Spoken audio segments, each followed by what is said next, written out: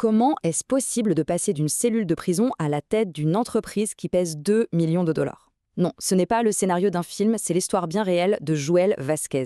Et dans cette analyse, on va décortiquer ensemble le plan d'action précis qui a rendu cette transformation absolument incroyable possible. Alors on y va, regardez bien ça. D'un côté, une cellule en 2012, et de l'autre, une entreprise qui cartonne aujourd'hui. Le contraste, il est juste saisissant. Il montre toute l'ampleur du chemin parcouru. On a le point de départ et le point d'arrivée, mais la vraie magie, évidemment, c'est tout ce qui s'est passé entre les deux. Voici donc la feuille de route. On va suivre 6 étapes clés. On commence par son histoire, puis on plonge dans sa mentalité, super important. Ensuite, sa stratégie, les outils qu'il a utilisés, son évolution, et pour finir, la grande leçon qu'on peut tous en tirer. C'est un plan complet et on va le décortiquer. Allez, on commence par le commencement. Partie 1, de la prison au million.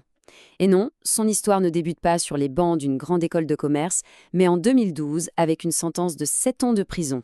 C'est là, vraiment, que tout a commencé. Regardez-moi cette chronologie, c'est fulgurant. 7 ans en prison où il passe son temps à lire, à se former. Et dès sa sortie en 2019, boum, la fusée décolle. En à peine 2 ans, il atteint le premier million. L'année d'après, il double la mise.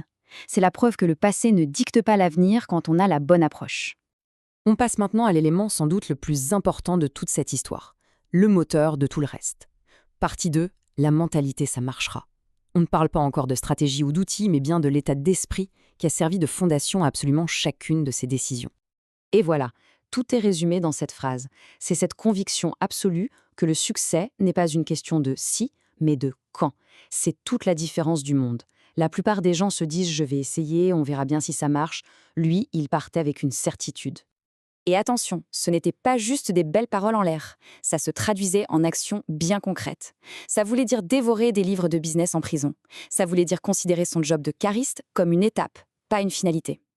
Et le meilleur pour la fin, créer du contenu en marchant pour aller au boulot, faute de voiture.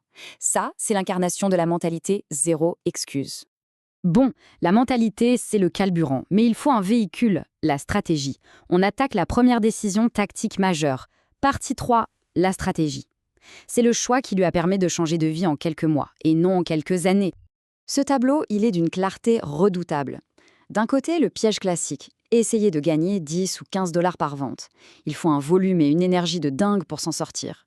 Et de l'autre, le raccourci, viser des commissions à 500, 1000 dollars ou plus. Le même effort, mais pour un résultat qui n'a rien à voir. Le calcul est vite fait. Alors, pour que ce soit bien clair, ce marketing d'affiliation high ticket, c'est quoi? En gros, c'est simple. Au lieu de vendre les produits physiques avec de petites marges, on recommande des produits numériques, comme des formations en ligne ou du coaching.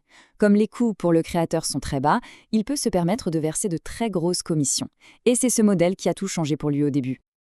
Ok, on a la mentalité et la stratégie. Il manque un troisième élément, le bon outil. Et là, on va voir comment le choix de l'outil a fait sauter un énorme obstacle psychologique, celui qui bloque la majorité des gens qui débutent. Voilà le cycle infernal que beaucoup de gens connaissent. On se lance, on prend un abonnement à un logiciel qui coûte cher en se disant que ça va me motiver. Sauf que ça crée une pression financière énorme. Du coup, on pense qu'à une seule chose, il faut rentabiliser vite. Et en faisant ça, on oublie d'apprendre les bases. Résultat, on échoue et on abandonne. Et cette citation de Joël, elle tape en plein dans le mille. C'est un paradoxe incroyable, mais c'est tellement vrai. Plus on se focalise sur l'argent, plus on passe à côté des compétences qui, elles, permettent de gagner de l'argent. C'est crucial de comprendre ça. Et donc, la solution à ce cercle vicieux, c'est ça? Zéro. Un outil qui permet de commencer gratuitement, ça change radicalement la donne. La pression financière disparaît, on a enfin le temps de se concentrer sur l'essentiel, apprendre à écrire pour convaincre, à construire des systèmes de vente sans avoir cette épée de Damoclès de l'abonnement à payer tous les mois. Mais ce qui est fascinant, c'est que l'histoire ne s'arrête pas là. Le succès, ce n'est pas une destination, c'est une évolution constante. Dans cette 5e partie, on va voir comment Joël a pivoté, comment il est passé du coaching pour débutants au coaching pour d'autres coachs. Et pour ça, il a dû créer un tout nouveau système. Le problème qu'il a rencontré en montant en gamme est assez classique. Les vieilles méthodes marketing, la pub un peu agressive, ça ne fonctionne plus. On attire des gens méfiants, on passe son temps au téléphone avec des personnes qui ne sont pas qualifiées, bref, c'est épuisant et ça coûte une fortune.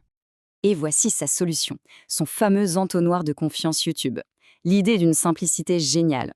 Au lieu de crier pour vendre, on commence par donner. On crée du contenu de valeur sur YouTube, on aide sincèrement les gens, la confiance s'installe d'elle-même petit à petit, et c'est seulement après qu'on propose une offre payante à des gens qui sont déjà convaincus. On renverse complètement la logique de vente traditionnelle. Et la question c'est, est-ce que ça marche? Eh bien, il suffit de regarder les chiffres. Son coût pour acquérir un nouveau client est passé de 800 $ à 250 $. C'est juste une preuve éclatante de l'efficacité de cette approche. Bâtir la confiance avant de vendre, ça paye, point. Alors, maintenant qu'on a vu tout ça, on prend un peu de hauteur. C'est le moment de se demander, au-delà de la stratégie, des outils, de YouTube, quelle est la grande leçon à retenir de toute cette histoire? En fait, tout se résume à ça, ce basculement mental. D'un côté, on peut passer sa vie à se trouver des excuses, à blâmer les circonstances extérieures, la prison, le manque d'opportunités, peu importe. De l'autre, on peut décider de prendre l'entière responsabilité. C'est à ce moment précis qu'on arrête de subir et qu'on commence à piloter. Donc, pour résumer, si on devait distiller ce plan d'action en 5 principes clés, ce serait cela. 1. La mentalité de certitude. 2. La stratégie intelligente. 3. Des outils qui libèrent au lieu de contraindre. 4. La confiance comme priorité absolue. Et 5. Ne jamais, jamais s'arrêter d'évoluer. Et finalement, cette histoire nous laisse avec une question qui est plus pertinente que jamais. Le monde bouge à une vitesse folle. L'intelligence artificielle bouscule tout.